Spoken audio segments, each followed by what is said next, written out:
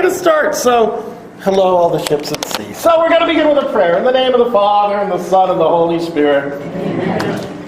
Heavenly Father, we thank you for this time to approach you, to hear your word. We ask you to open our minds and hearts to hear you, to hear the cry of those who are oppressed, and do our best to respond to them as well. And we ask your blessings, Christ our Lord. Amen. In the name of the Father, the Son, and the Holy Spirit. Amen. Saint Thomas. Pray for us. Saints Cosmas and Damien. Pray for us. All right, so this week, Moses and Aaron go and meet Pharaoh. Any general questions before we jump in?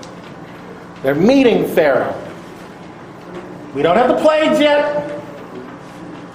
This is not, Ann Baxter's not playing Nefertiti hanging out here. We're not having so let it be written, so let it be done. Just general, this is a Pharaoh and Moses and Aaron. Questions. All right, we're going to jump in. So, and again, this is after he's been called by God. He's seen a vision of God in the bush with fire that isn't consumed. And then he meets his brother after being told, your brother's coming. So how his older brother didn't get killed by being thrown in the Nile? Apparently no one did.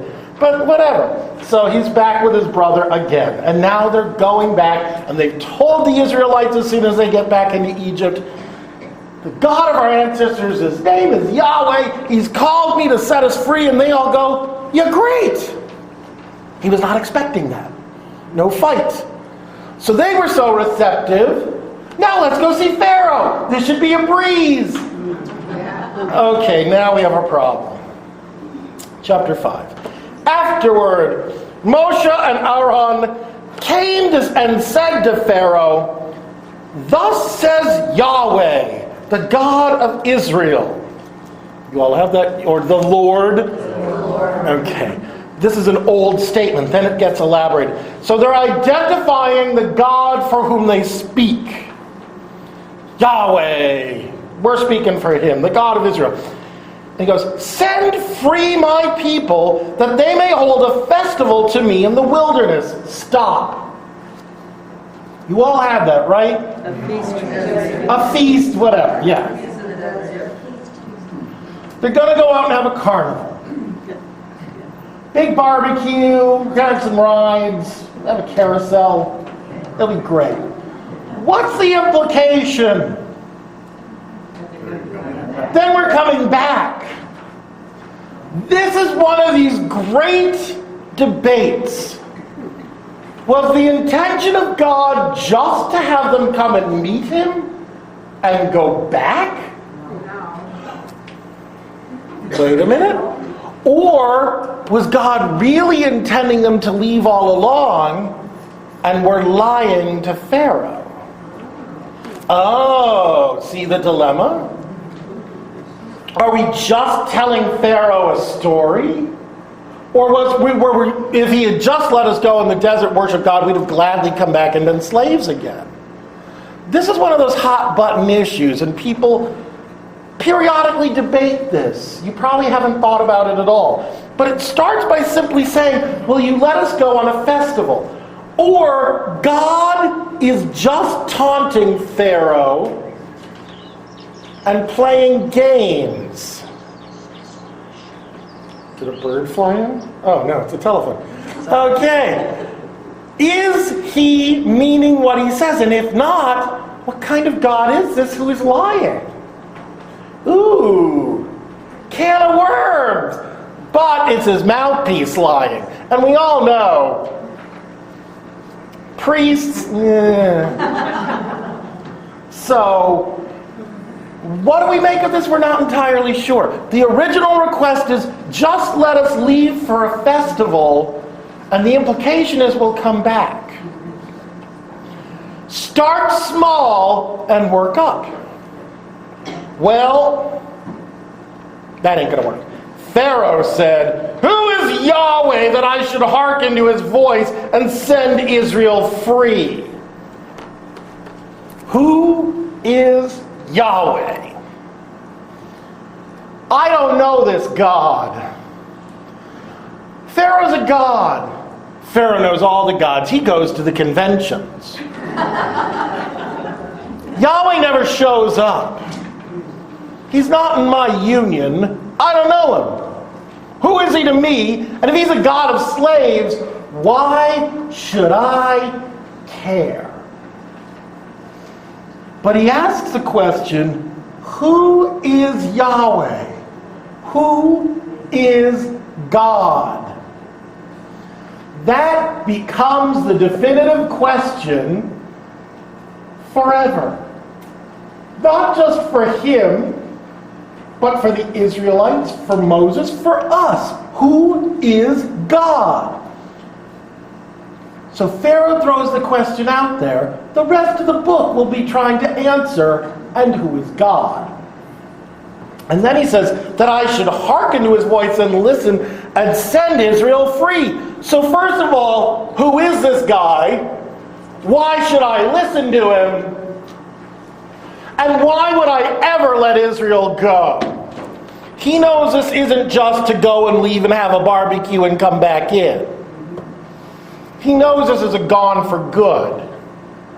Why would I do that? Why would I give up this labor source? Flip side of this, remember how horrible the Israelites were to him? Oh, I hate them. Let's kill all of their sons.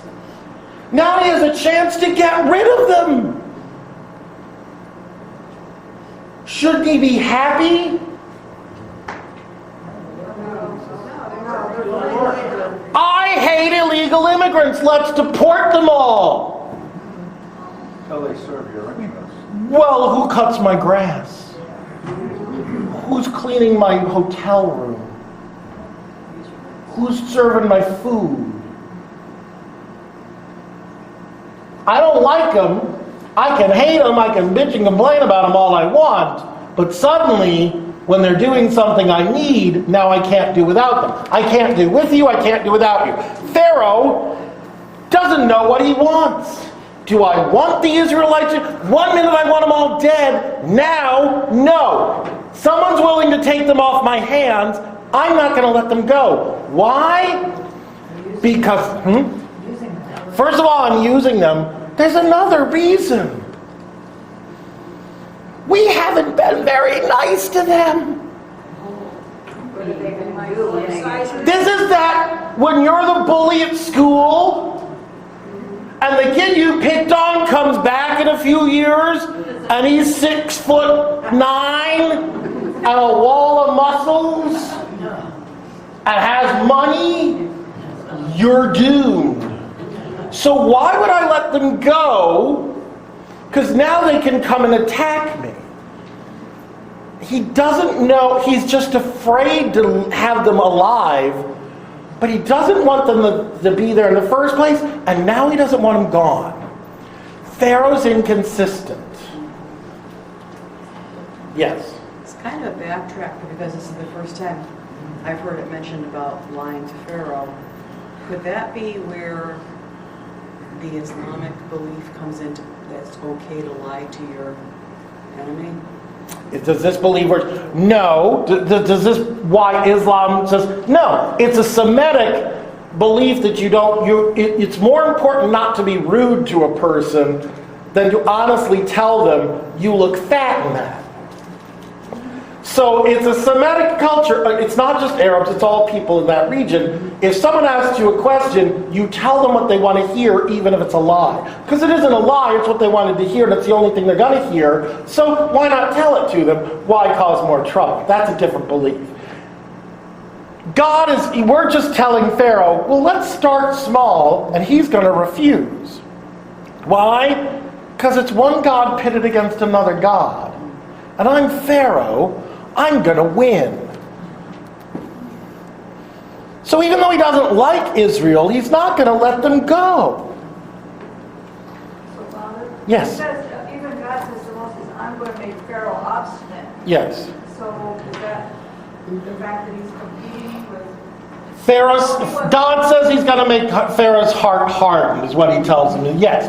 What's happening is when God tells Moses that, he's warning him in advance, I'm going to send you, you're going to ask, he isn't going to be moved. I know that, And that's going to lead to my glory being seen there. God is speaking it before Pharaoh does it, because God knows the mind and heart of Pharaoh. But Pharaoh doesn't even know his own mind and heart well enough to know, I have the chance to get rid of these people I hate. Why wouldn't I take it? Well, now because I can't let them go. Well, make up your mind. Well, if you can't live without them, give them a holiday. Make them happy. No, that's not what brutal dictators do. You don't give people a holiday. You don't give them Christmas bonuses. We don't do that. I'm Pharaoh. I'm going to make you work harder. And God knows that about him. But Pharaoh doesn't even understand himself, let alone who God is. So what's happening is God's already revealed to Moses, Pharaoh's going to be as difficult as he possibly can. I'm still going to work despite that. But Pharaoh can't work despite God. So who's the real God? That's the setup. Yes? So is it just not a very good translation when God says, I'm going to do this, I'm going to harden his heart? No, it is a fine translation. He's directing it, Because in different versions of the telling, God is either more directly in charge or God is more understanding of what's going to happen. Some of the tellings want God to be so in charge, he's making Pharaoh a jerk.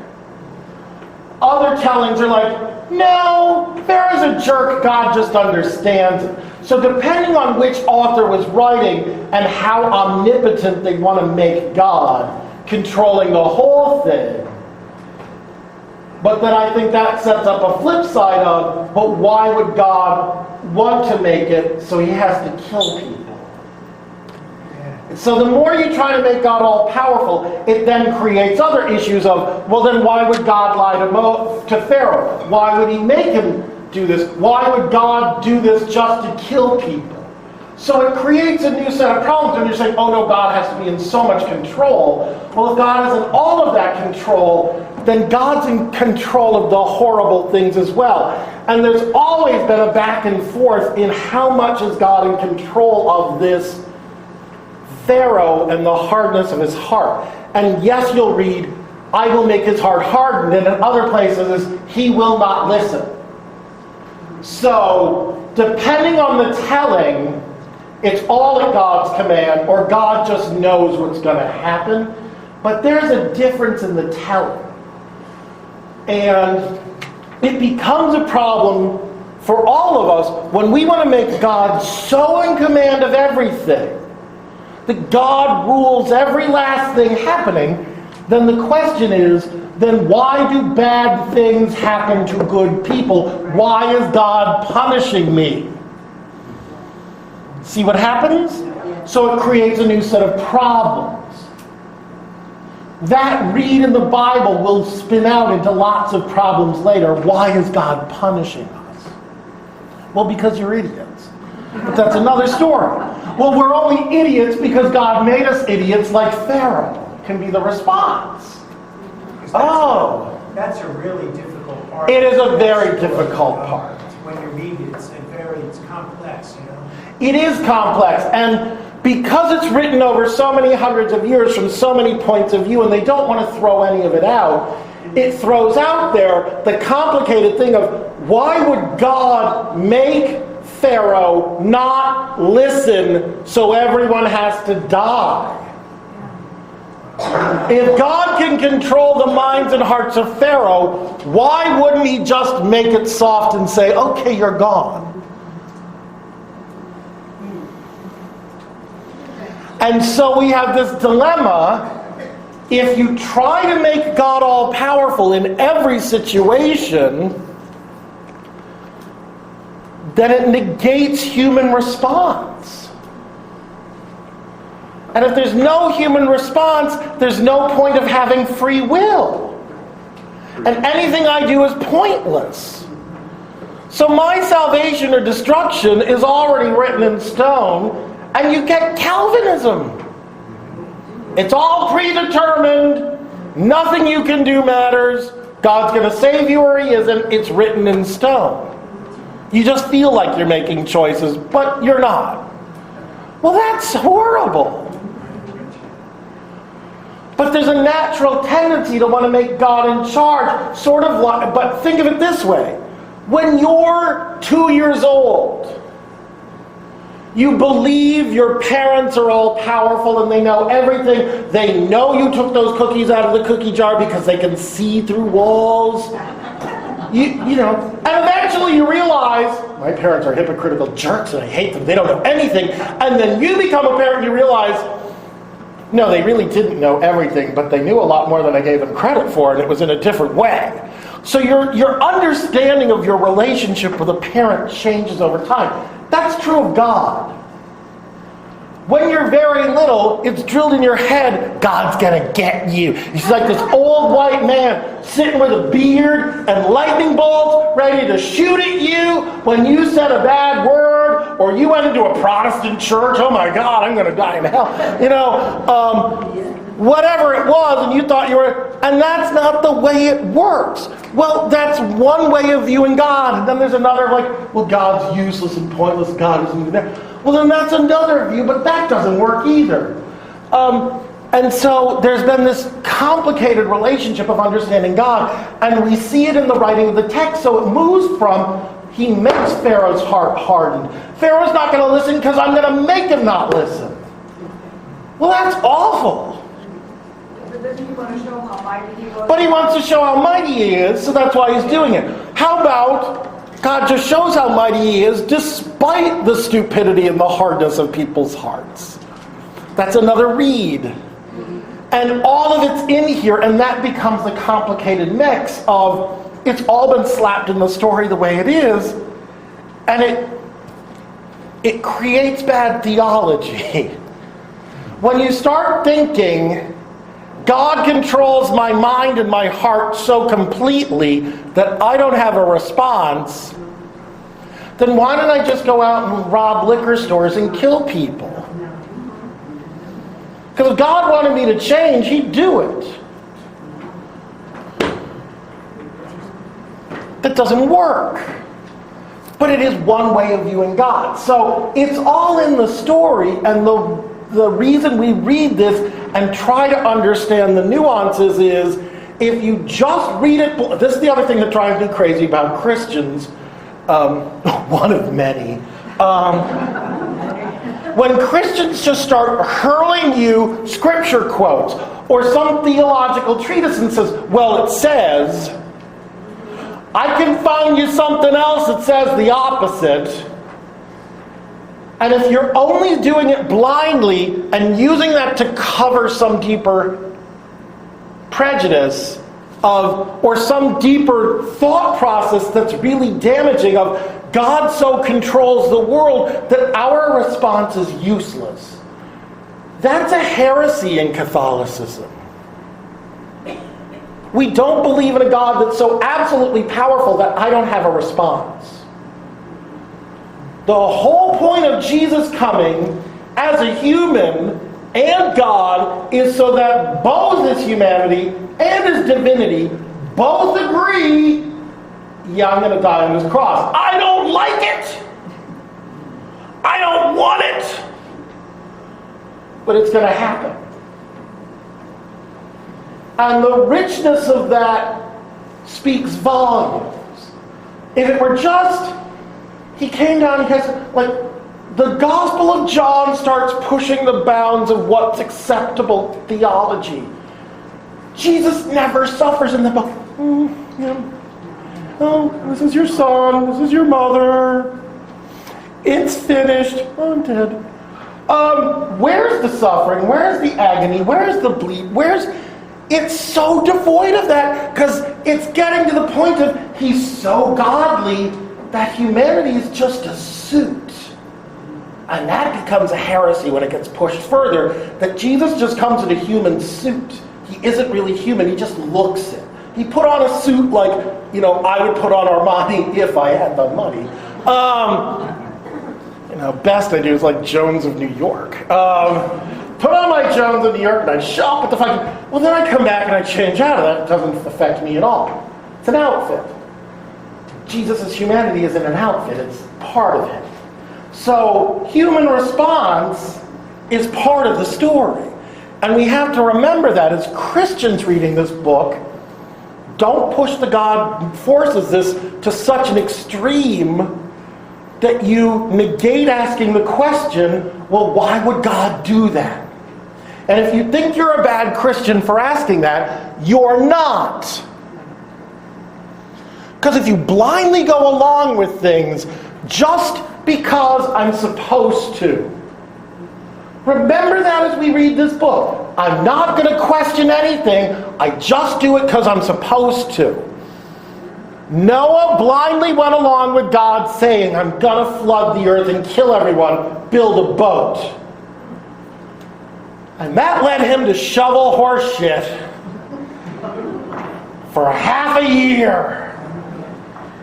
I'd rather die. Kill me now. And then God regrets it. And Noah lives with the trauma because no one questioned. If you blindly obey, I'm not saying don't ever obey, don't follow rules, but if we don't ask the hard questions, why? Then life is meaningless. Why do I believe in Jesus? Why do I believe in a God who saves slaves? Why do I believe in a God who'd make this happen in the first place? You have to wrestle with those questions, or your belief is never beyond what it was when you're a 2-year-old kid and you think your parents can see through the wall. Get it? We have to ask these questions, and they're awful. Why would God make Pharaoh's heart hardened? It does say that. And in other places, he understood Pharaoh. It gives us both answers. And modern readers hate this because we want it all consistent. I want it digested. I want a commentator with like a talking head on a screen telling me what I believe with a stock ticker going underneath. Because that's where we've moved. I blindly follow my party line. I never ask questions. I am a Republican. Click Fox News.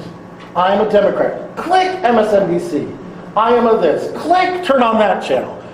I am a this. Click go to that website. We keep buying party lines without asking the question, what does it really mean? When people stop asking those questions, including Christians, and I know this is awful to be a priest saying this, you gotta ask questions of the church now and then. Why are we teaching things? And it's not to be irrational. There's reasons behind so much of what we teach. It may not be easy, it may not be pretty, it may not be perfect, but there's a rationale.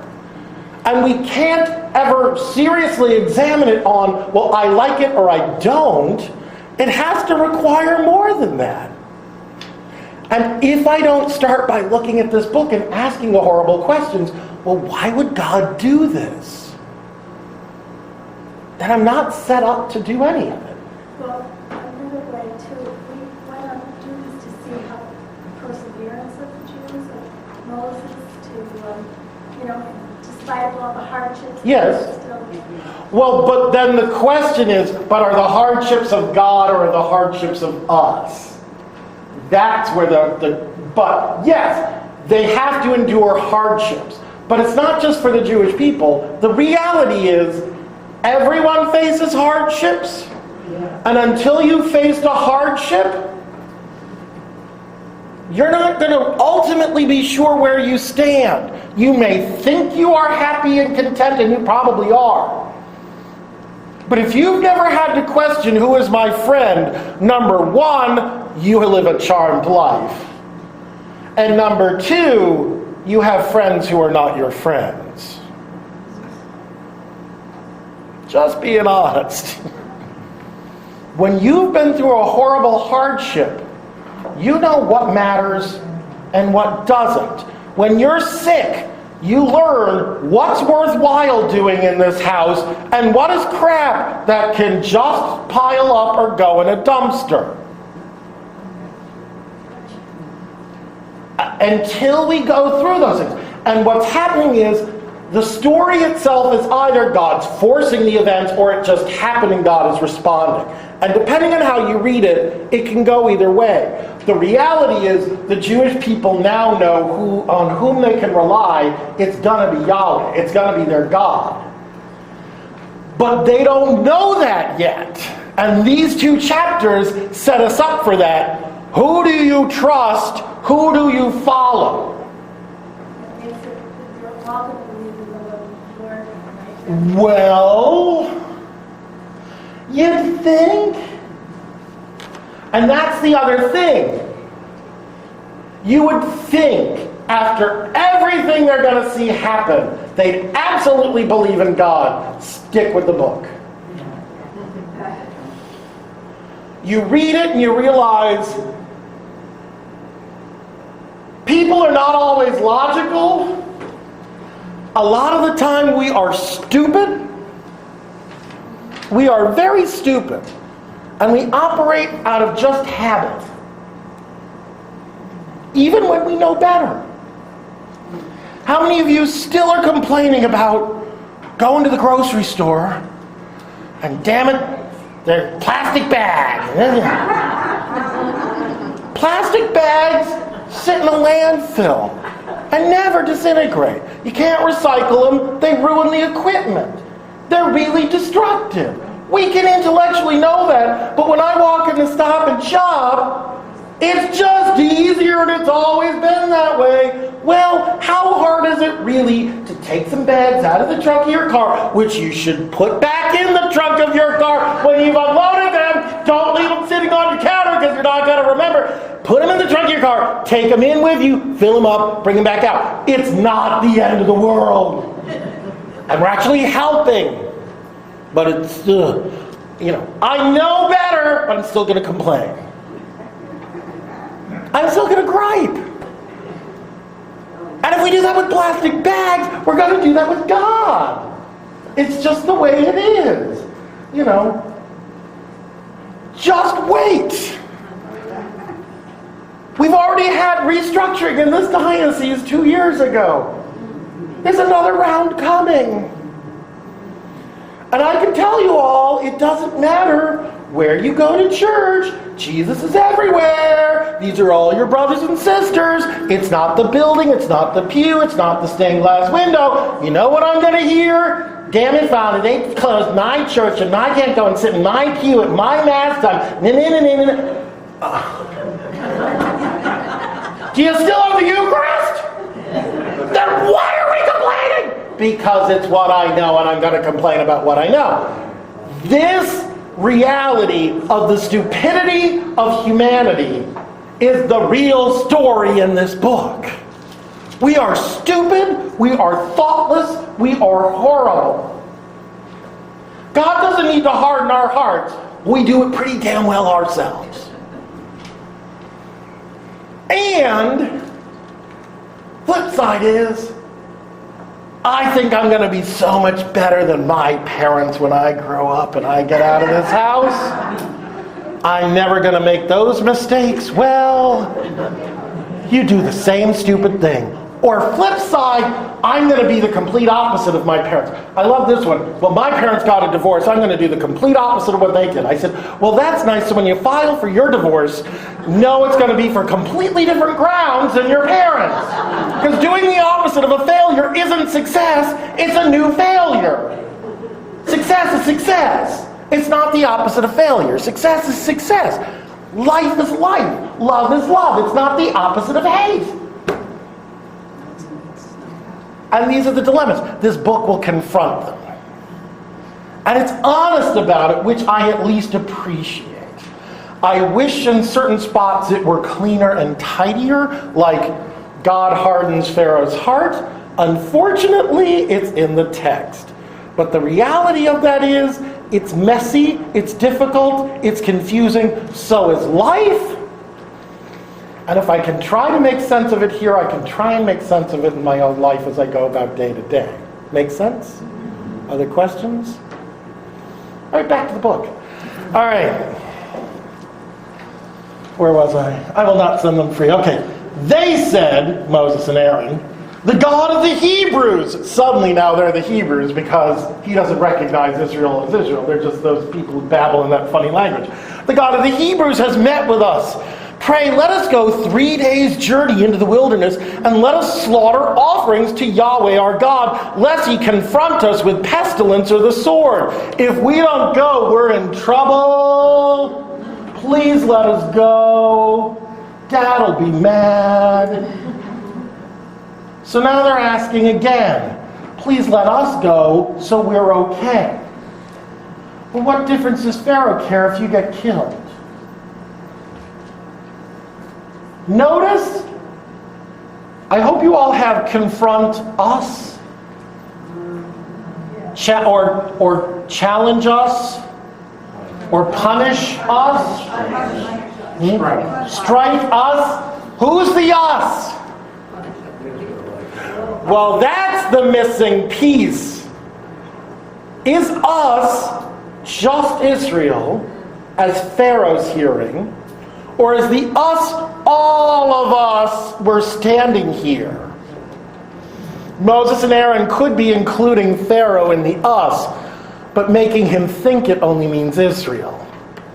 He's being warned, if we don't do this, pestilence and death will come upon us. But when he doesn't see himself as connected to it, it doesn't matter. The classic line, what's the difference between a downturn, a recession, and a depression? I love this. When the guy down the street loses his job, it's a downturn. When your brother loses his job, it's a recession. When you lose your job, it's a depression. It's only horrible when it affects me. When you can think it's only going to hurt somebody else, why do I care? Why do I care about saving the wetland behind my house? I hate mosquitoes. The frogs keep me up at night. Let's just drain it. Well, it also feeds the aquifer in town, and your well runs on that. So we drain that, your well goes dry. Now what? Well, now it's the government's problem. Well, you didn't care when it was feeding. Now, there's a problem. Now it affects me. We don't respond very well when we think it's going to hurt somebody else, but not us. Pharaoh hears the us and thinks it's them. Moses and Aaron could be including him. If we don't do this, horrible things are going to come upon us. See it's vague, supposed to be vague, and brilliantly vague. I love that. So Pharaoh's actually condemning himself in his ignorance. The king of Egypt. I love that it's suddenly now the king of Egypt. He's no longer Pharaoh. He's just some, political schmuck. The king of Egypt said to them, for what reason, Moshe and Aaron, would you let the people loose from their task? Go back to your burdens. What makes you think I'd let them off of work? When you are in charge, well, let's start it this way.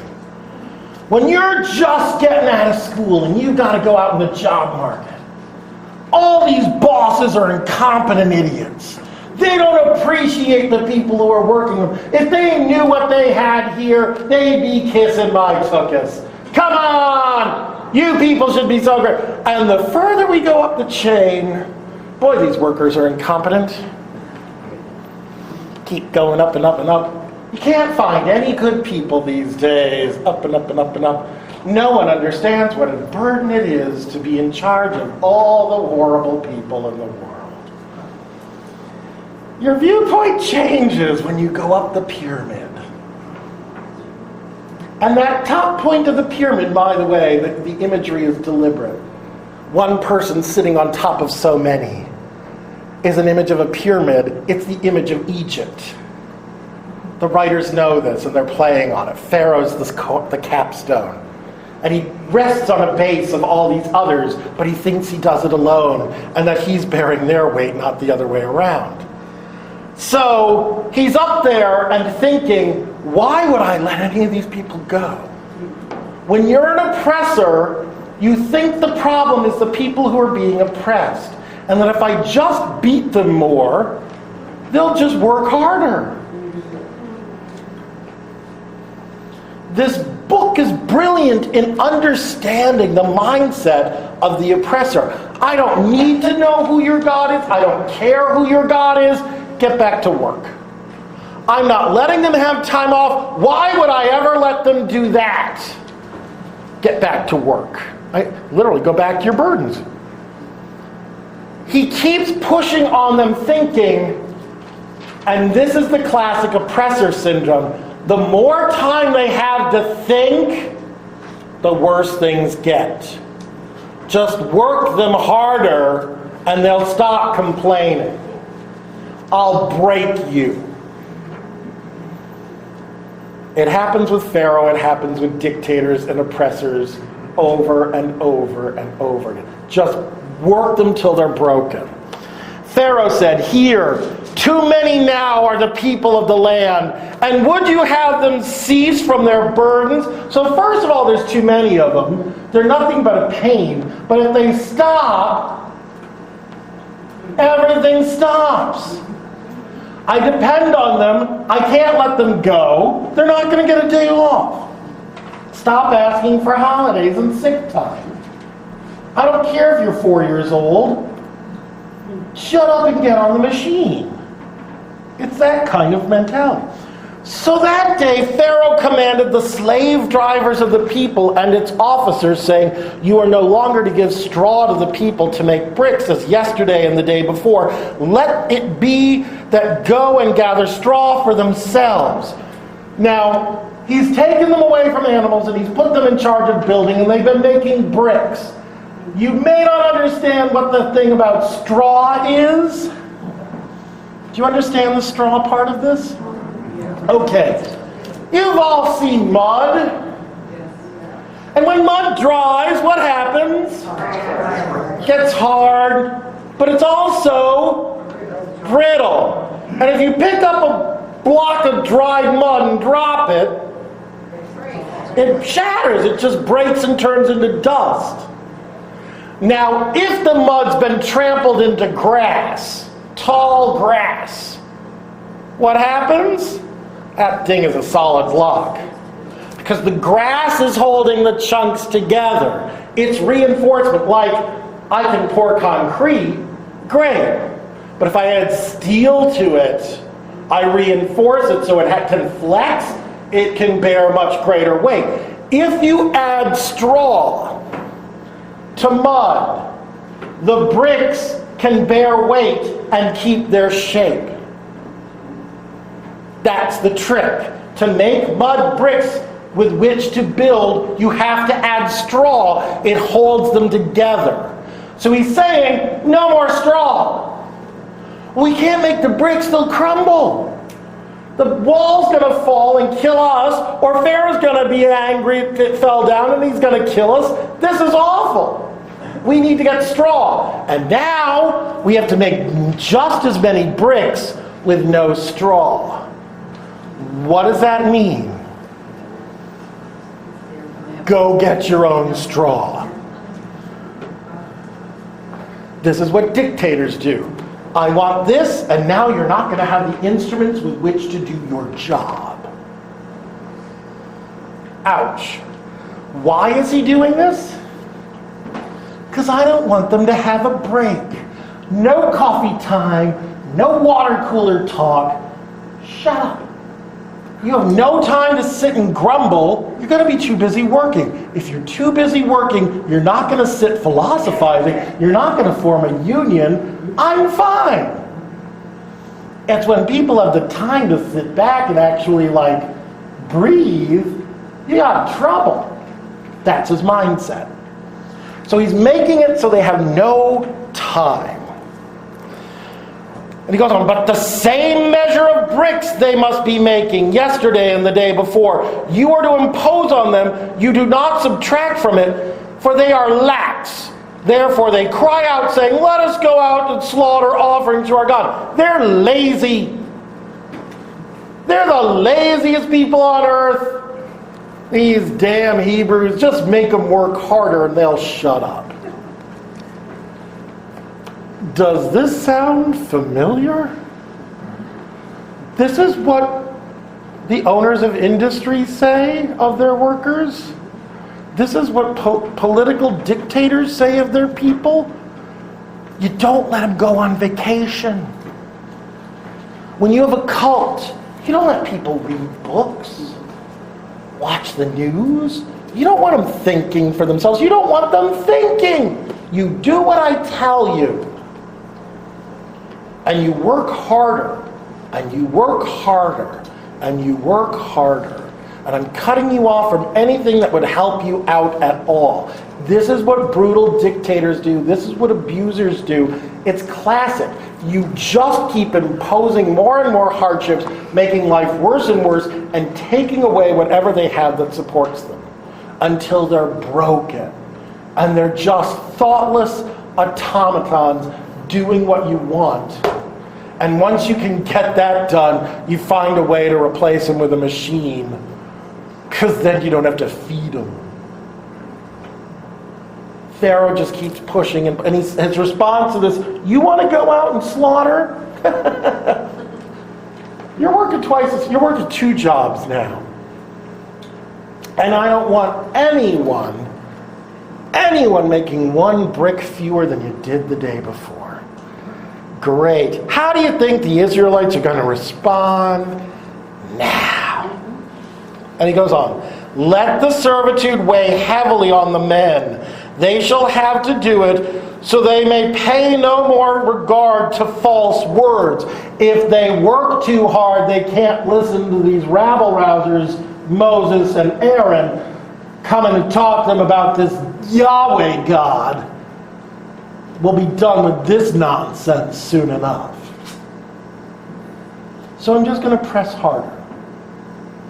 Again, you press too hard, either you break or you form a diamond. And the irony is, he's pressing them as brick makers. When you start to add pressure to these bricks, they get stronger. If they just sit there, they're okay. But if you can press on them as they're drying, they become compact and they become much stronger. The irony is, once you're pressing on them, making bricks, they're actually going to be a harder substance to beat. Pharaoh doesn't know that yet. He never took engineering. So, engineers are useful, Vinny, so. I pick on it. So, okay. So we're there. No more first words. Questions on this so far? All right. The slave drivers of the people and the officers went out and said to the people, saying, thus says Pharaoh, I will not give you straw. You go, get yourselves straw, wherever you can find it. Indeed, not 1 load is to be subtracted from your servitude. So, the taskmasters and you have the officers. What else? Who has something different there? Foremen. Do you know who they are? They're Israelites. The taskmasters are Egyptian. The foremen are Israelites. Why? You get someone in the system who knows the mindset of the people who are working. You make them look like the bad guys, first of all, because the guy directly over you is one of your kind. So you hate another Israelite versus an Egyptian. It's a great way of doing it. You're also making them complicit in the decree.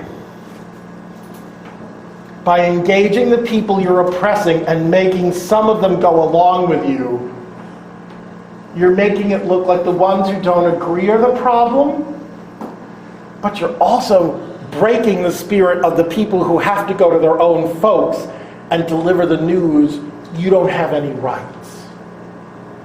You're just ripping them to pieces. So now they're all angry. They've heard the decree. And but the slave drivers passed them hard, saying, "Finish your tasks each day. Workload is the day, and when there is straw. Keep working." And then it goes on. And the officers of the children of Israel, those are the foremen, whom Pharaoh's slave drivers set over them, were beaten. So now we're beating them. Great. So your middle management people now you're starting to attack too. Great business model. And there are some companies that do this. So they're beaten. They said to them, "For what reason have you not finished baking your allowance on yesterday and the day before, and yesterday, so today?" When they don't make the allotment, you don't blame the Egyptian taskmaster, you blame the Israelite one. So we whip them. Why take it out on your own? The officers of the children of Israel came and cried out to Pharaoh, saying, "Why do you do this to your servants?" The ones who are complicit in working with Pharaoh. First, do what? I love this detail. They're children of Israel. And where do they go first? Pharaoh. Where?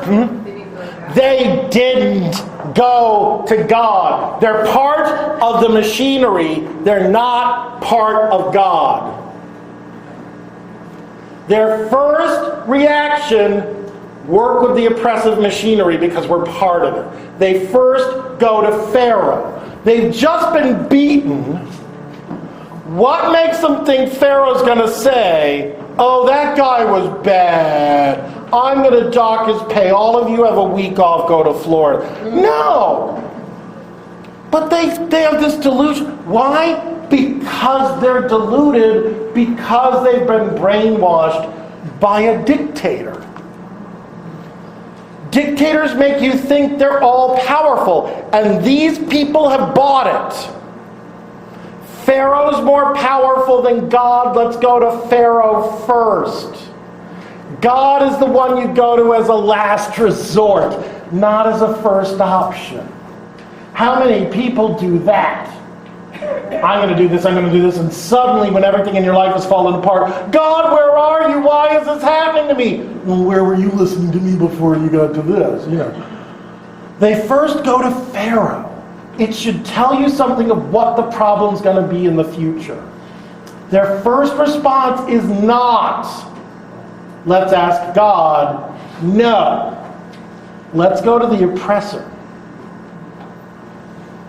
Again, why do people who are abused stay with the abuser?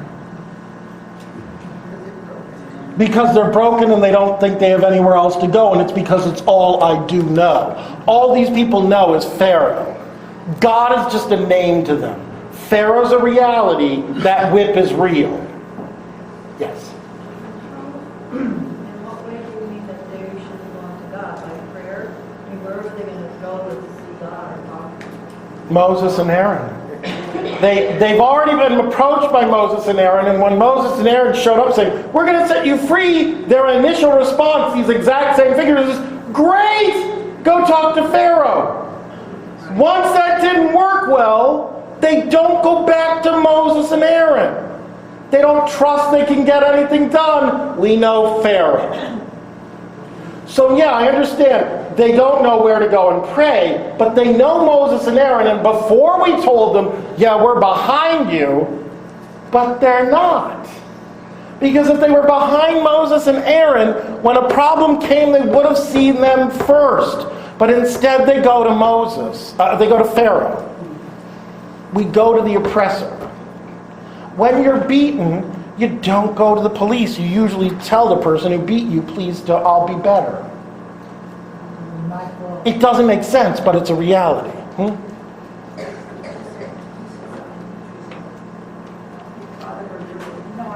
Oh, okay. Thought someone asked a question. So, okay. So, blah, blah, blah, blah, blah, blah, blah. Where was I? 15, okay. They say, 16, no straw is being given to your servants, and as for the bricks, they may say make them. Here your servants are being beaten, and the fault is your people's. Ooh. Your people, the Egyptians, aren't giving us what they're supposed to be giving us and telling us make as many bricks as you did before, and now we're being beaten because we can't do it. It's your fault. But we don't blame you, we blame your administrators.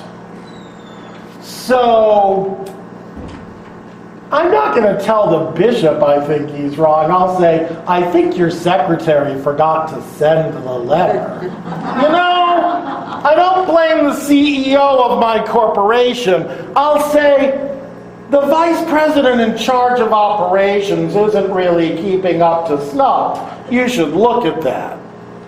No. So they're saying, your people didn't provide us. They know very well he decreed this. But they're going to go and at least say, there's no way to make the same number of bricks if we don't have straw. It can't be done. But he said, lax. You are lax.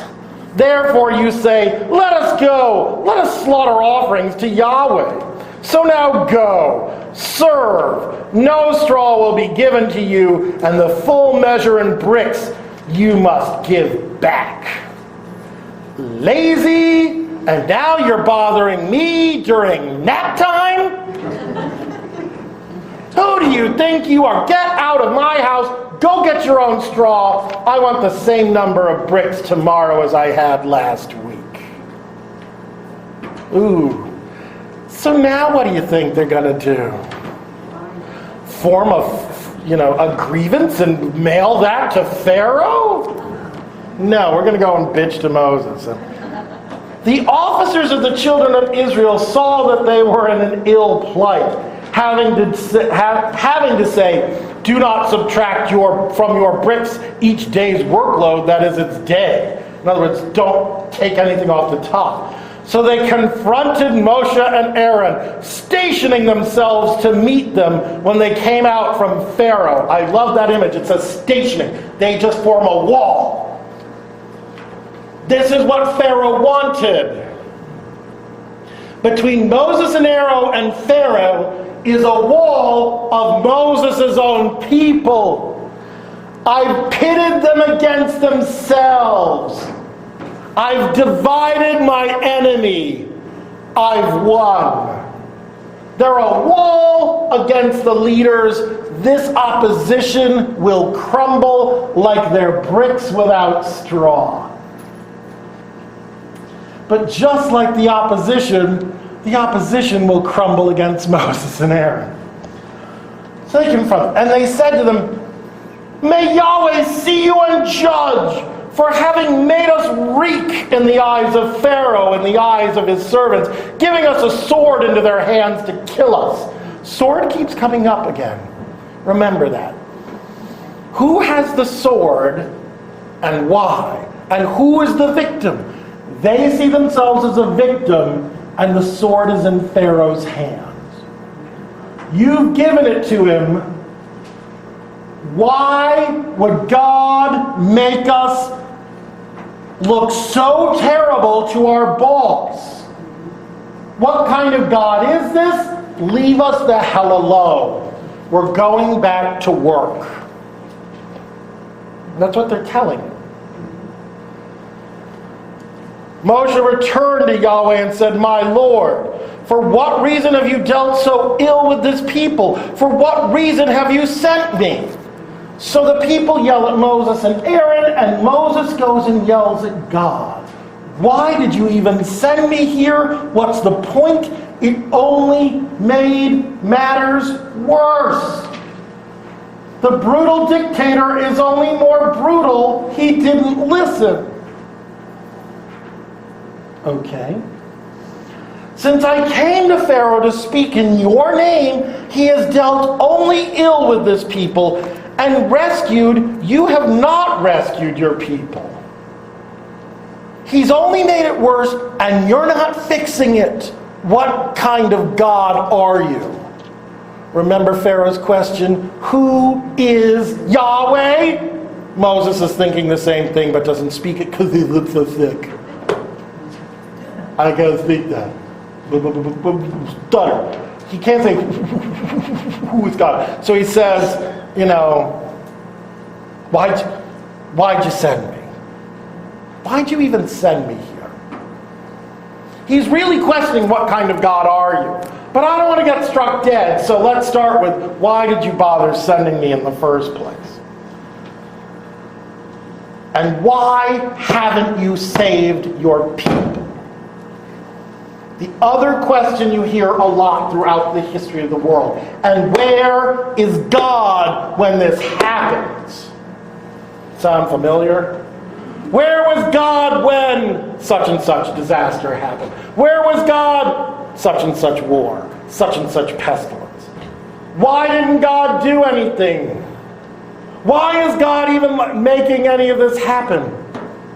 Those questions aren't new. It's all here. And Yahweh said to Moshe, now you will see what I will do to Pharaoh. For with a strong hand he will set them free, and with a strong hand he will drive them out of the land. Right now, he's whipping them. Right now, he's holding on to them. That same hand is going to push open the door and push them out, where he's now holding on to them. And who's going to make that happen? God. Is it happening right now? No. In other words, wait. Patience is a virtue. Ugh. God, do it now. I'm on it. Our timeline isn't God's, and God's isn't ours. So, questions on that? Yes? Now that previously when you were saying, why did God do this, why did God... He gave us our own free will, right? Well, yes. And so people always think maybe God did it. My free will doesn't bring a hurricane, or an earthquake, Right. or a volcano. Well, but that's the other question. But when something terrible happens, the immediate response, where is God? Why are you doing this? Why don't you fix it? Those are normal human questions. And they're right here. And they're not glossed over. And God's answer is, you'll see something happen, but that's future tense. It's not right now. We want now. I want to be able to yell in a box, feed me, have someone hand me food, and I have the nerve to complain when it took more than a minute and a half. I can put food in a box in my kitchen and hit some buttons, and food is cooked in like 7 minutes. Where when I learned to cook many, many years ago, would have taken an hour. And now I got the nerve to go, oh, geez, what am I going to do for 7 minutes? I want it now, and now should have been 10 minutes ago. Sometimes you have to wait. It's not easy. We don't learn really fast. We don't learn really fast. No, we don't. It repeats. Yes, things repeat themselves because people are stupid and we don't learn from history, and and we just get comfortable with things, and I don't want to have to deal with the uncomfort of the change. That's another reality. All those are at play in this book. It's a real honest assessment of the foibles of humanity. Okay. 3. I was seen by Abraham, by Yitzhak, and by Yaakov as God should die, but my name Yahweh I did not make known to them. Suddenly, the question went from being, why did you send me? And And why haven't you rescued your people too? Abraham saw me, Isaac saw me, Jacob. They all called me Mighty God. God Almighty you probably have. God Shaddai. Mighty God. They didn't know my name. Okay, God, that's not answering the question. Have you ever asked someone who's really, really, really smart a question? And they give you an answer that on one level sounded beautiful, and when you stop and think about it, you said, "You didn't say a damn thing!" There's a beauty to saying nothing. But here's the other thing. When God was asked his name before, I'm going to be whoever I'm going to be, he didn't answer. Well, he's not answering now either. God isn't going to tell us everything we want to know. You don't need to know certain things. I love sausage. Love it. Italian sausage, blood sausage. Love sausage. I don't make sausage because I don't want to. Because I know I don't want to know what went in there. I don't want to know. Don't tell me, and I'll be fine. It's disgusting, but I love it. And this is the thing. You're going to love what I'm going to do. But you don't need to know how. I don't like that answer. Because I want to know, what are you doing? When are you doing it? How are you going to do it? Because I'm an American from the Northeast. I don't happen to live in Italy or Spain or Ireland or places where people are like, You know, I stand in those places going, your sign says you were going to reopen at 3:30. It is 3:45. Tomorrow! Come back tomorrow. No, I wanted to... Yeah, Americans. God is answering by evading the question. Again, I am the God of Isaac and Abraham. But I didn't tell him my name. You at least know my name. Well, this is not helping me. This is not helping me. And I also established my covenant with them to give them the land of Canaan, the land of their sojourning, where they had sojourned. And I have also heard the moaning of the children of Israel, whom Egypt has been holding in servitude, for I have called to mind my covenant. Well, gee, that's nice. I remember now I promised you something. Can we deliver? 1-800, where's God? I want an answer. And he's saying, well, I'm listening. Listening isn't doing. Therefore, say to the children of Israel, I am Yahweh. I will bring you out from beneath the burdens of Egypt. I will rescue you from servitude to them. I will redeem you with an outstretched arm and a great act of judgment. Beautiful. But that doesn't make bricks. See the dilemma? There are people who are being whipped, who are being oppressed because they need to make the bricks. And they just keep asking, why can't we make the bricks? And God's saying, you're not going to be here much longer. And they're thinking, well, that's all well and good. But if you take us out and I've been killed by the taskmaster, what difference does freedom make? That is the dilemma. If I have to live to see the freedom versus I can get it now. If I can get it any way I can right now versus waiting for God to hand it to me on a silver platter, which do I pick? Some people wait. Some people are going to fight for it now. What happens is the Egyptians are counting on the Israelites turning on each other and ripping each other to shreds because God's not doing anything. And God is just saying, wait, I will make it better. Which is a beautiful thing. But when someone is standing with their full weight on your neck and you're choking to death, the thought of one day there will be a beautiful monument to me as a martyr for the cause doesn't help me right now. See the problem? And so, will the Israelites trust? I'll make the bricks happen.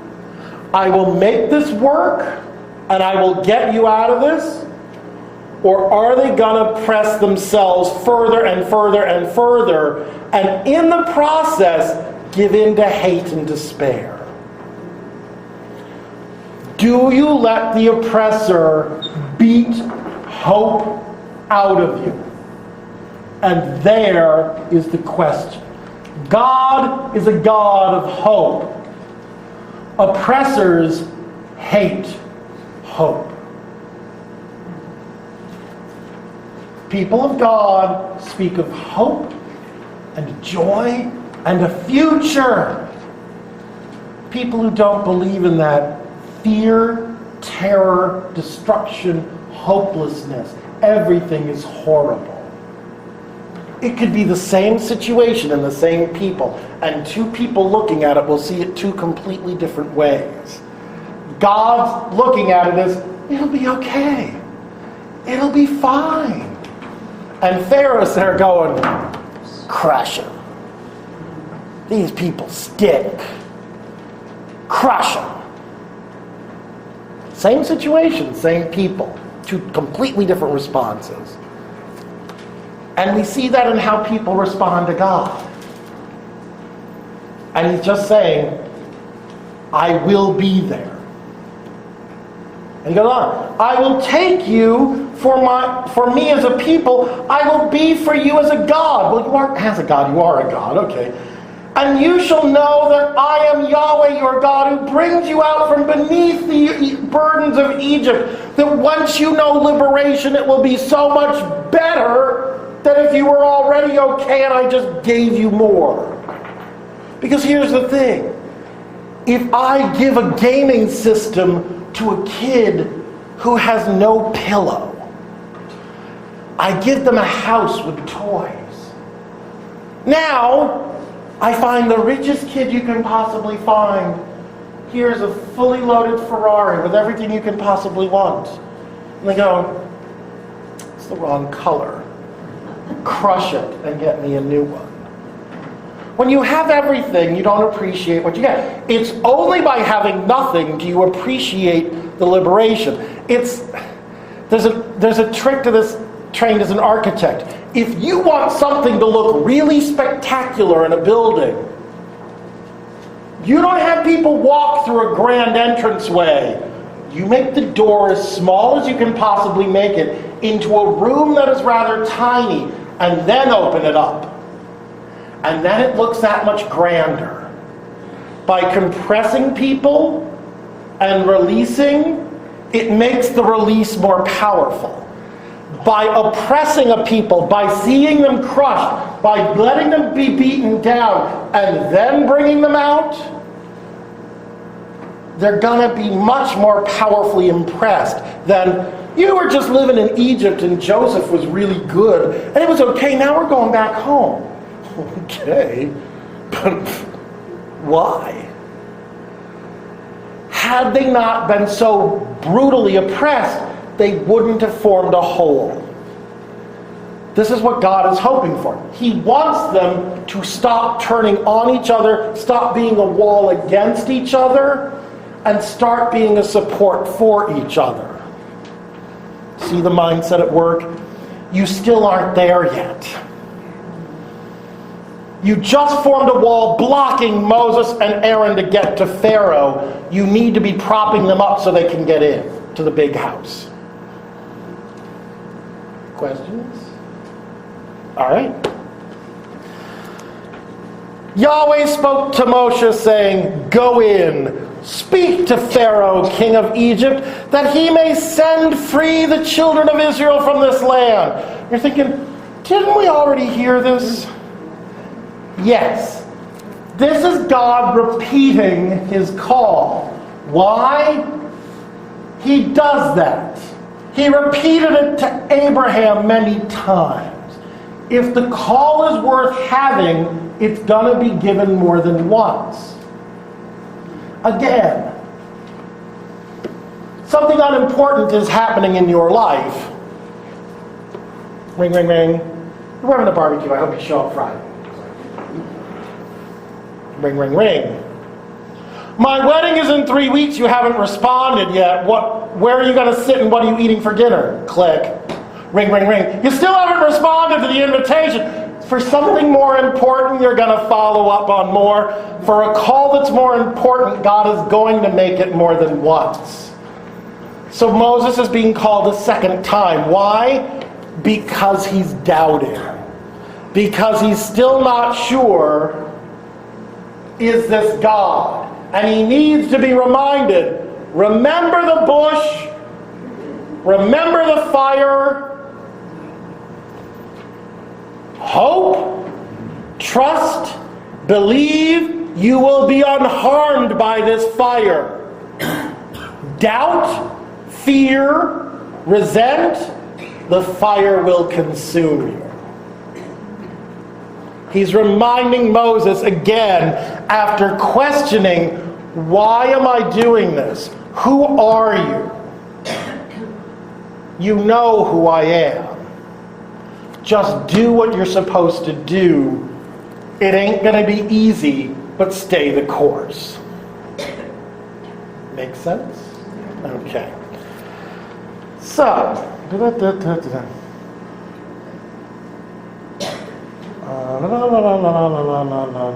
okay, 11. Moshe spoke before Yahweh, saying, "Hear, if the children of Israel do not hearken to me, how will Pharaoh hearken to me? For I am of four-skinned lips." It's a great image. Ew. Again, my lips don't form when I talk funny.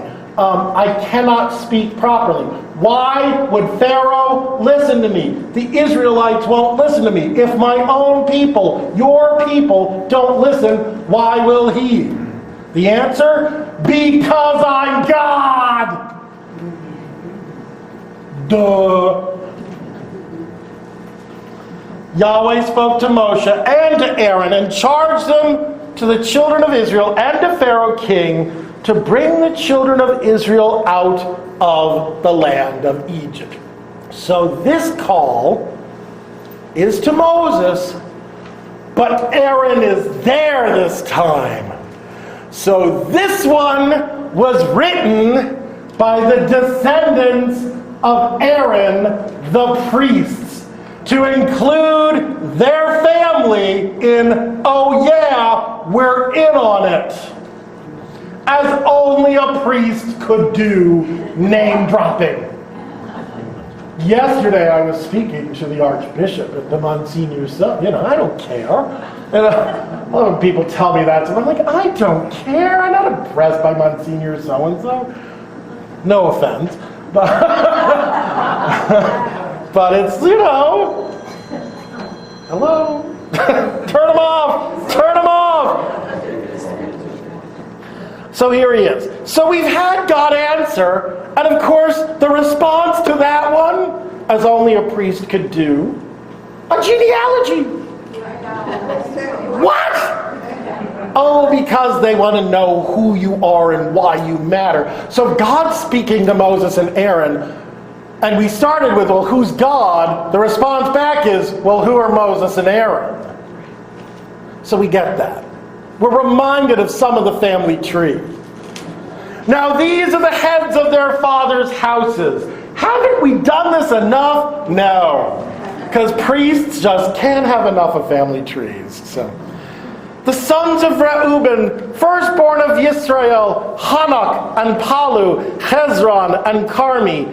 These are the clans of Reuben. These are the sons of Shimon, Yemuel, Yamin, Ohad, Yachin, and Zachor, and Shaul, the sons of the Canaanite woman. These are the clans of Shimon. These are the names of the sons of Levi according to their begettings. Now we start getting more detailed because this is the family of Moses and of Aaron. This is a family that's been cursed. You can't be leader because you were murderers. Remember, Simeon and Levi orchestrated the murder of the family of the man who raped Dinah and brought blood feud against them. And it's like, you guys are in trouble. So they can't be the leaders. But notice, from a murderer comes another murderer. Moses is a murderer. And yet God is going to use them. Because they're important. So these are the sons of Levi according to their beginnings. Gershon, Kehat, and Merari. Now the years of Levi's life were 70 and 30 and 100 years. And the sons of Gershon were Livni and Shimi, according to their clans. And the sons of Kehat, Amram, Yitzhar, Hebron, and Uzziel. Now these years of Ketar's life were 3 and 30 and 100 years. And the sons of Merari, Mali and Mushi. Great names. And these are the Levites' clans according to their begettings.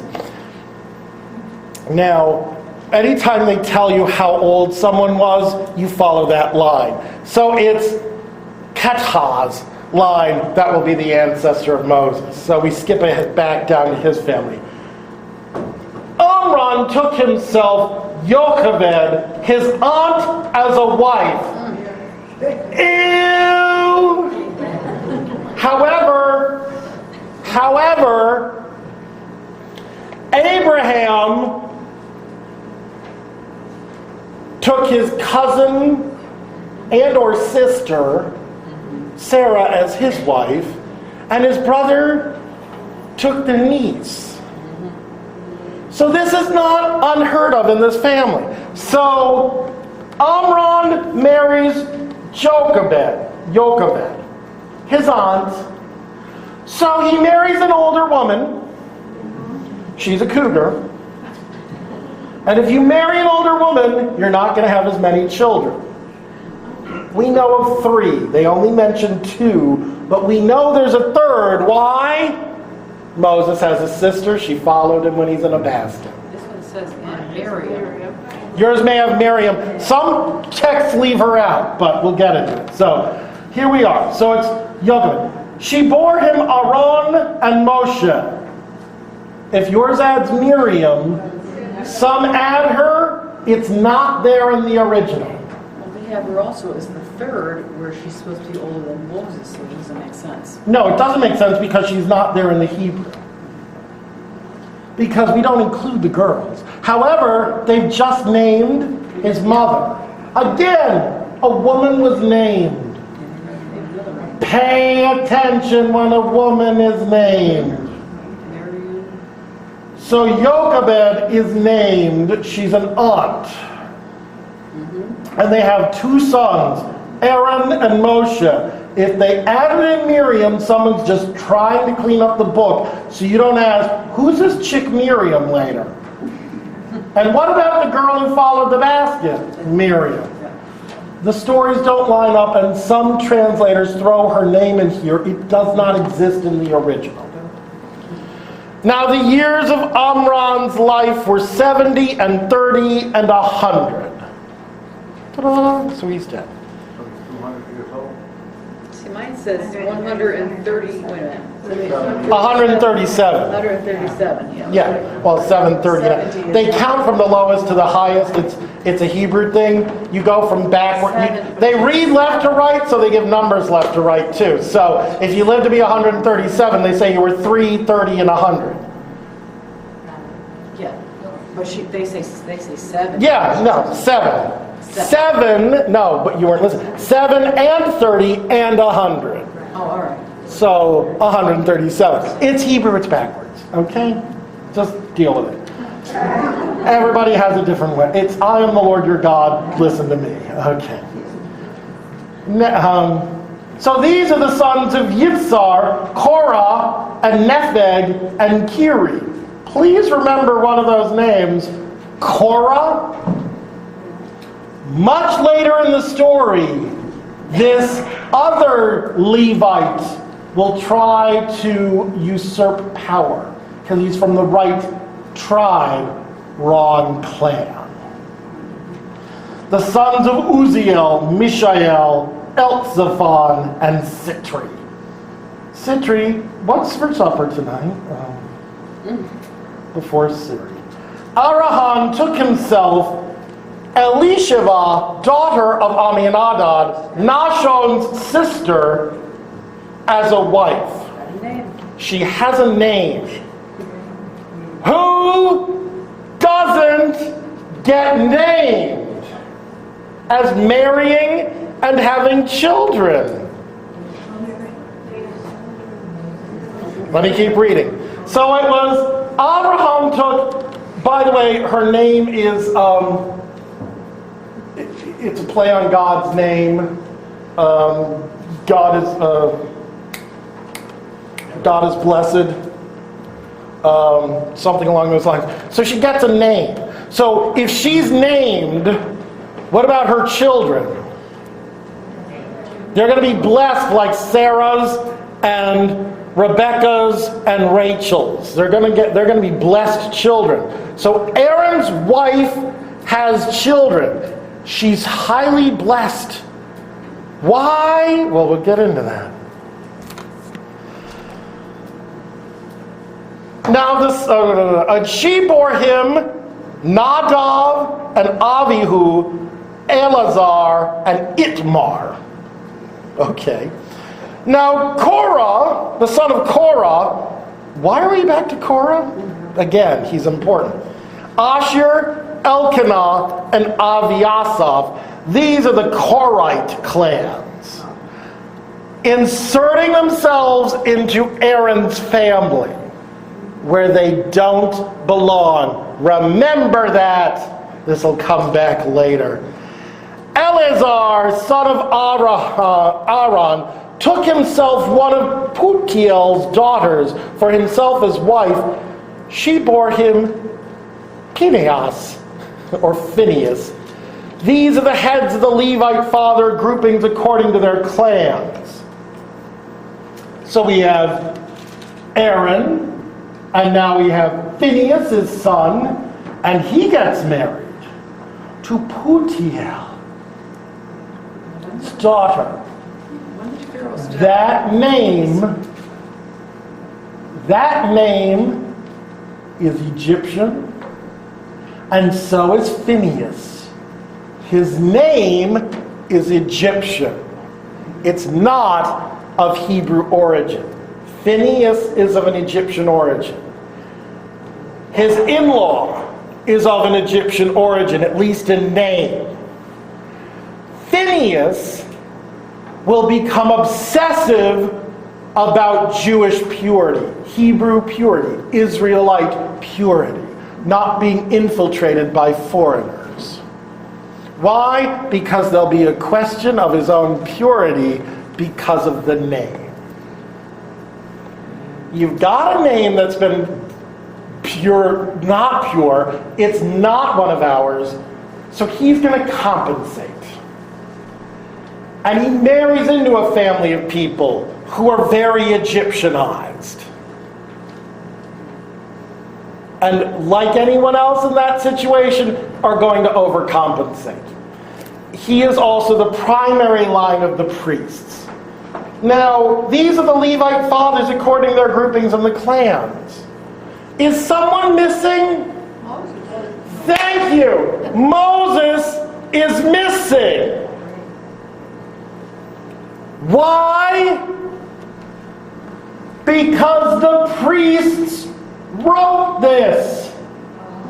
They're descendant from Aaron. You downplay Moses' family, they're half foreign anyway.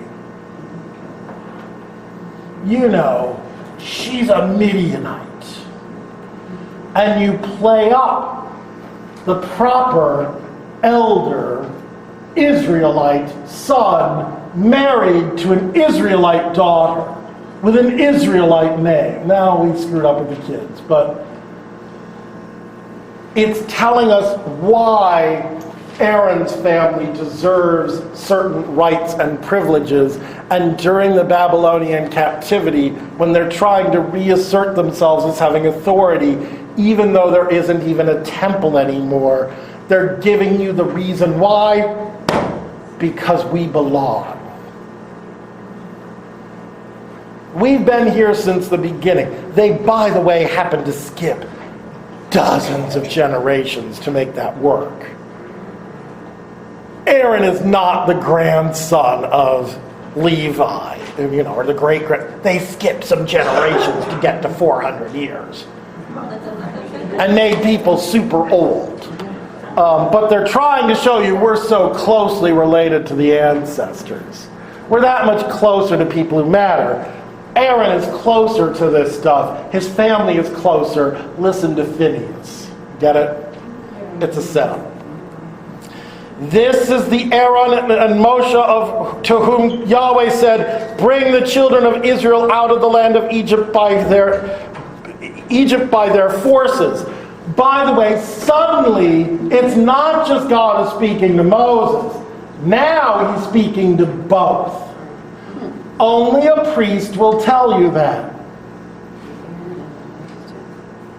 The Yahwist and Elohist will say, God spoke to Moses who spoke to Aaron. A priest will say, God spoke to them both. Doesn't want to give you details, doesn't want to have you go looking up the transcripts. It just happened. Trust us. And this is it. Those they were who spoke to Pharaoh, king of Egypt, to bring the children of Israel out of Egypt, that Moshe and Aaron. As if there were confusion of which Moses and Aaron were speaking of. You know, the ones who spoke to Pharaoh. Our family's connected to Pharaoh. Well, that's not a good thing. So it was on the day that Yahweh spoke to Moshe in the land of Egypt. Okay. Where, how, when, we don't know. Priests leave it vague. Don't tell them any details we don't want them to know. We don't want them worshiping at a shrine in Egypt. Don't locate it. Very smart. Leave it vague. He just spoke to him. Don't worry. You don't have to go there. Yahweh spoke to Moshe saying, I am Yahweh. Speak to Pharaoh, king of Egypt, all that I speak to you. Moshe said before Yahweh, for if I am a foreskin lips, how will Pharaoh hearken to me? And we're back to the old question. Why would God listen to a guy with a speech impediment? The answer, because he's speaking for the God of creation. You speak with greater authority and weight than he has. He's just a king. You are the mouth of God. And Moses is still not entirely convinced. Why? Because he doesn't think he matters. He doesn't think he has weight or authority. He doesn't think he can pull it off. God is saying, of course you can't. But I can. That's the beauty of God's call. He's letting Moses know, you are a terrible choice. You're a murderer who doesn't talk very well. And I can't understand you. But it doesn't matter. Because for your lack of eloquence and your lack of being like, a perfect human being, I'm still God. And if I can use you, I can use anybody. This is the lesson the Egyptians miss This is the lesson Moses is missing. This is the lesson the Israelites will miss. And this is the message most of us forget. God uses flawed, damaged, imperfect human beings to deliver the message we need. And if we write it off as just the messenger and not the message, there's the difference. Sort of like if someone speaks in Washington, do you listen to the words they say, or do you first look at the initial under their name? D-R-U-I-C.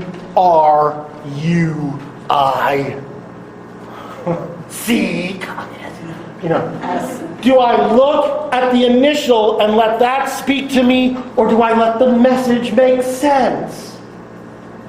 Do I listen to what this Moses guy is saying, or do I write him off as the murderous idiot who grew up down the hall from me, who just can't speak to save his life, and is representing the God of these horrible slaves, who just are too lazy to believe? God picked his messenger appropriately. He's a terrible messenger.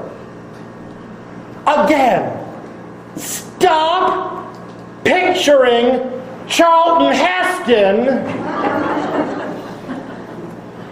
Think Gilbert Godfrey. The Lord your God is all that. Who's going to listen to this? Picture the most unlikely character, and that's what we're dealing with. He isn't pretty, he isn't stately, he isn't slick, he's not connected. He's a terrible choice. But he's got the message. He's got the message, and God picks him. Again, how many times have you seen somebody dating or marry someone else and go, good Lord, are you blind, deaf, dumb, and stupid? This person is horrible.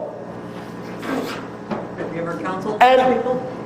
sometimes, but here's the thing, sometimes those are the best marriages because they see in each other something nobody else sees. And you look at the perfect couple, and they're gorgeous, and they're rich, and they're fit, and they have everything going for them. They have the perfect jobs. I hope they all die. Ugh. But they split up because they don't see the other person. They see what you are to me. That's the difference. God doesn't see in Moses like what anybody else sees. He sees in him going, yeah, he's gonna deliver the message. He's not gonna like it. He's not gonna be polite about it, but he'll do it. And if I have a problem, he's gonna tell me. I want this guy on my side. No one else does. No one else wants Moses around. He's horrible. He's just really irritating. Again, I love that we're Catholic. We all have a St. Francis in the garden. Oh, beautiful St. Francis and the birds and the ants. No one here, there's not a single person in this room who would live with St. Francis and tell me he's the greatest person ever. Because he was nuts. He was crazy, stripping naked in the square, throwing himself into a rose bush because he had some bad thoughts. He's giving away all his money, and he's talking to birds, and we're fixing a church, and you're like sleeping in cow farm, and we're not mucking the stall first. What the hell is wrong? Change that hideous, disgusting, smelly robe. What is wrong with you? He was horrible. Pharaoh's not too bright either. None of them were. We canonize people long after they're dead because the ones who live with them are there going, oh, no. You can only, distance makes it a lot easier to accept. And if I don't have to live with the crazy person, I can think they're great. But when they're in your house, your damn socks up off the floor. What is wrong? You're not a saint. Everyone sees what's wrong with Moses, and God sees, I can use that. And Moses keeps asking both, what's wrong with you and why me?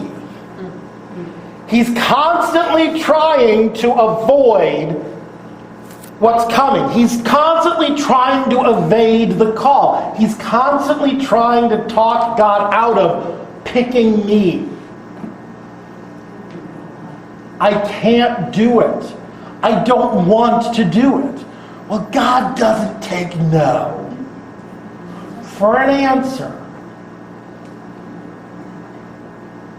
And this is the other dilemma, and that's the tension in this book. And back to that, well, if you see the face of God, you die. Well, you really do, because here's the flip side of it. I can do everything God wants of me. I can be the mouthpiece for this people. I can bring them up. I can put up with them with all of their stupid shenanigans. And my reward should be, if I'm Moses, I should be at least able to get the hell in the land with milk and honey, have myself a meal, and get buried someplace good, instead of seeing everybody else get to go and I die. And they bury me in the middle of nowhere. And what the hell good are you? Useless, rotten children. Why am I friends with God? If you look at it for that payoff, if I want a big monument in the center of Jerusalem, it didn't pay off. If you look at it as, I was friends with God even when no one else was. God stood beside me even when these horrible, horrible, horrible ungrateful children turned against me. God at least had my back. Then that's the payoff. If you look at it as a destination versus a journey, that's going to be the difference. And this is what Pharaoh and the Israelites and Moses are having a problem with. They're looking for a destination. They're not looking for a journey. I want the all-expense-paid trip to Paris. I don't want to know how I got there. That it took a flight through Hoboken and Newark, and I had to stop off in Lagos, and who booked this horrible trip? Someone else might say, well, this is nice, I've never been here. Let me look around. Look, that corner doesn't have any crack addicts on it. Isn't that lovely? Same people can look at the same thing from very different points of view. God's trying to shift our focus. And if we're always looking at the end product, we're going to be miserable. Again, they aren't free yet. They're still not free. And he's already talking about them being in the land I promised. Well, what do I believe? Do I hope God will deliver? Or do I keep working because I'm going to have to make it happen myself? Or do I give in to the oppressor and just let him crush me? What do I do? It's a dilemma. How do I respond? And it's never easy, and it's never pretty, and it's never perfect. But the hope way, which is the hardest way, usually is the best. But you never see it when you're doing it. Questions? All right, next time, 7 and 8. We're gonna start fighting with Pharaoh next. For a couple weeks, we've got some fights coming up, so we'll see you all later.